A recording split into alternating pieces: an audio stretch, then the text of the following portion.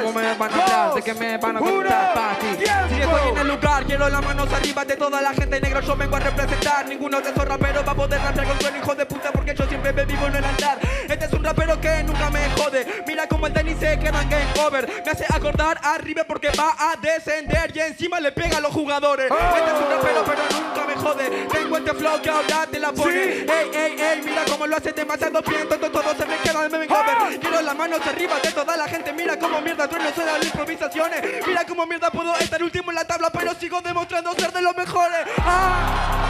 Cuando te la pones de a poquito, nada escrito, chico. Es improvisando y de a poquito. Yo te rompo el culo en cada minutito. Ey, ¿sabes que lo hago? ¿Qué te pasa? Pues sos un rapero, pero no soy la amenaza. Me mira con cara de que la rima a la casa, pero la gente te saluda porque ya te va derecho a tu casa. Trueno se queda en la liga, la gente lo quiere. Ey, este rapero me suena estúpido. Que se dedique a los temas si quiere, porque por lo que vemos en la competencia hace lo que puede, pero queda último.